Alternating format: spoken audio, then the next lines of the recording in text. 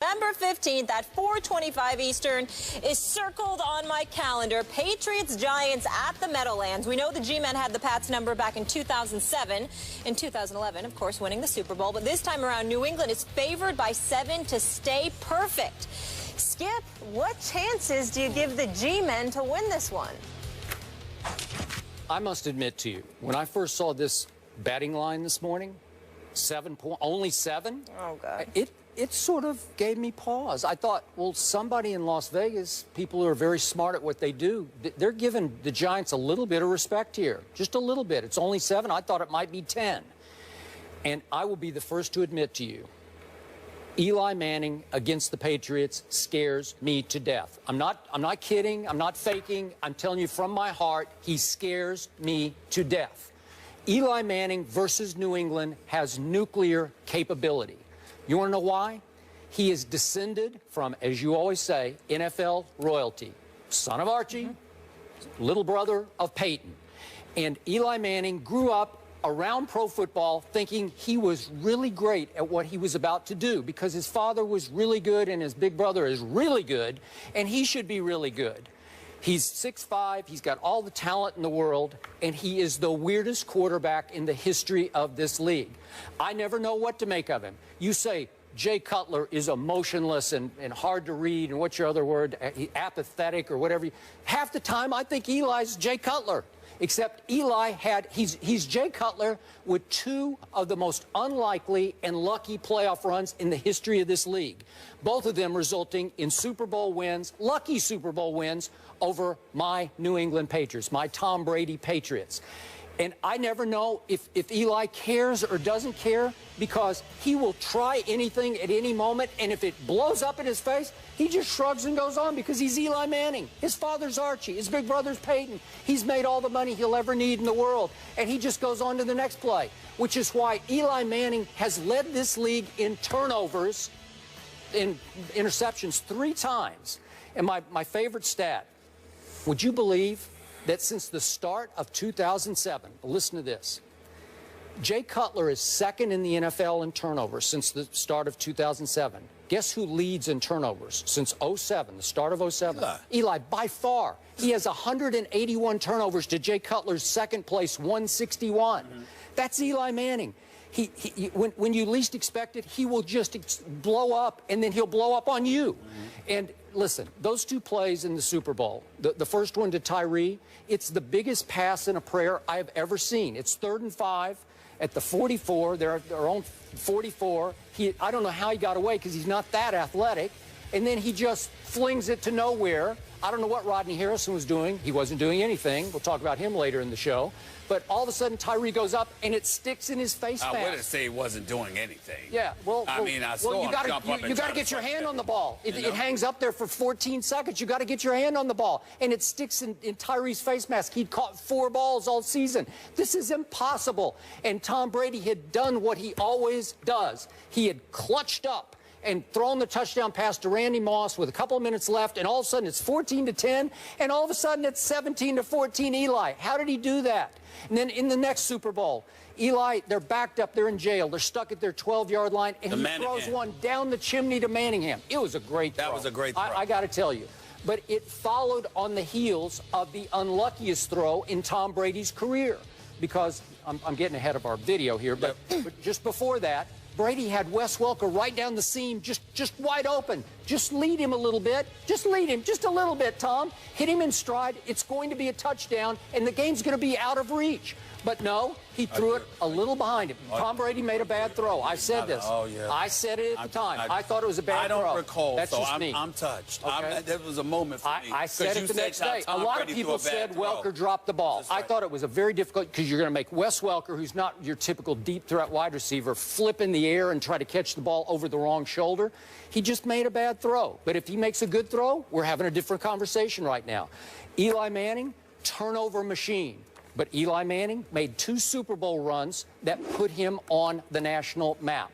So will he be afraid of this moment? No. He'll go out there and do what he does. I think that you're a bit too hard on Eli Manning. I can understand the bitterness. It makes total sense because it robbed your boy Tom Brady of not one, but two Super Bowls. And so you haven't gotten over that. You're still lamenting those experiences, the emotions that come with it. You're a bit depressed. You haven't recovered, typically so. I haven't. It's about 8 years ago, one of them, and 4 the other one. But I would say I think it was yesterday. It feels like. I'm looking at Eli's numbers right now. He did lead the league in interception 3 times. Yep. In 2007, it was 20.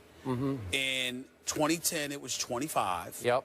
In 2013, it was 27. 27. 27. So that year he had 18 touchdowns to 27 interceptions. Is it? No. It says here. I'm just. Okay. I'm just looking at. No, I was just wondering because that was the year they won the Super Bowl. That's right. It was the year they won the Super Bowl, but he had 20 interceptions. Wow. He had 20 interceptions. What I'm saying to you, Skip, is this. When you look at these numbers, what you're missing is in between. After the 20 interceptions, 10 and 14 over the next 2 years. After the 25 interceptions, just 16 and 15 the next 2 years. After the 27 interceptions, 14 last year, and thus far he only has 6. All I'm trying to say to you is that Eli Manning is a 2-time Super Bowl champion for a reason, and you need to respect that. Then you look at a Reuben Randall. You look at an Odell Beckham Jr. I don't recall Eli Manning having those requisite weapons. Manningham was good, and you had some other weapons, but you didn't have an Odell Beckham Jr. on your squad. You look at some of the guys, some of the responsibility, rather, that Tom Coughlin and the Giants organization has placed on Eli Manning's shoulders. You know, it's similar to what is asked of Tom Brady in order to do what he did, except for some reason, whether it's schematically or otherwise, okay, you have continuity with the coordinators. You have continuity with Bill Belichick. Even though you've got the continuity with Tom Coughlin, there's always been some upheaval as to what the offense should be doing because of the offensive line, the lack of protection to Eli, the absence of a running game. There's been a whole bunch of stuff that comes with it. So I don't look at Eli as some marginal quarterback, and I don't talk about him that way. There at no time has Eli Manning reminded me of Jay Cutler. At no time has that happened. Well, it's more, you know, I don't know if it's Gomer Pyle or what was the character's name for the 50s? The aw shucks kind of guy from the Andy Griffith days. I keep trying to remember. I think that's who Eli Manning reminds me of to some Yeah, okay, I'll buy that. The aw shucks kind of guy or whatever. But he didn't seem indifferent. He didn't seem apathetic. He's just always somebody that, you know, his actions weigh heavily on him. He actually cares a lot about what he's doing. And as a result, when he messes up, you can see it in him. It's not like I don't see a guy. I've never looked at Eli and felt like he didn't care. No. I don't think it bothers him a bit to throw an interception. I just don't. Oh, yeah, that's because he's Eli Manning. Well, listen, he'll be just fine. He's not going to lose his job. That's not the Eli I see, and I don't think it's the Eli Molly see. No. I think it's the Eli you see because you're trying to knock him because he beat your boy 2-on-1 again. I knew it. It's okay. It's 2-on-1. I appreciate the help, but I don't need it. Let me be very, very clear. You haven't gotten over the fact that your boy lost 2 Super Bowls to Eli Manning. Okay, so I'm looking at the QBRs for Eli Manning every full season since 07. Okay. I don't even see one over 66. It's on scale of 0 to 100. Nope. That's how wildly inconsistent he can be. You in the 50s, you told me that was average. Okay. So what's the 60s? Okay, 60. It's right?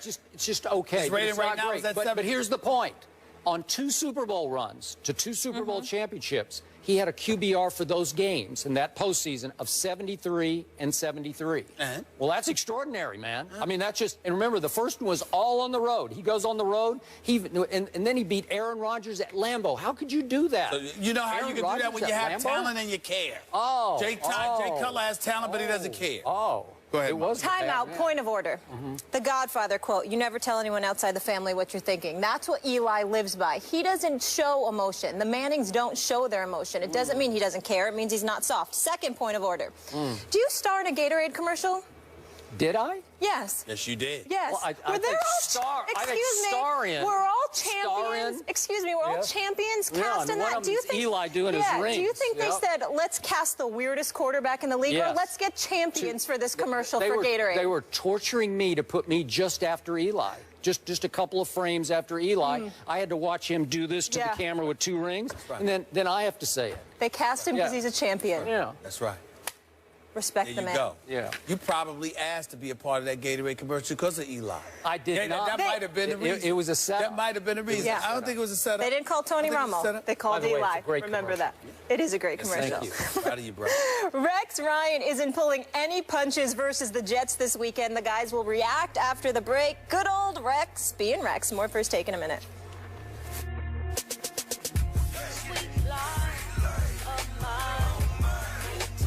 The Bears get their third victory of the season, defeating the Chargers at Qualcomm 22-19. Phillip Rivers threw for 280 yards in the loss, giving him 3,033 for the season. That marks his 10th straight season with at least 3,000 passing yards, tied for the fourth longest streak in NFL history. Pretty impressive. But his team has just 2 wins this season and holds the last spot in the AFC West. Skip, how would you rank Phillip Rivers' career? I don't know for sure. This guy baffles me. He's always baffled me. We did a show in Miami around the time LeBron broke through and won his first ring. Remember that over the Thunder? Mm-hmm. And we had a question in the show about Phillip Rivers, it's about which athlete needs to break through now. Who has the most pressure on him? So I'm going back. What is that? 5 years almost now. 4 years, and I picked Phillip Rivers. He needs to validate his sort of top 10 ranking as a top 10 or even top 5 quarterback statistically with something big in the playoffs, a big playoff run. And the only way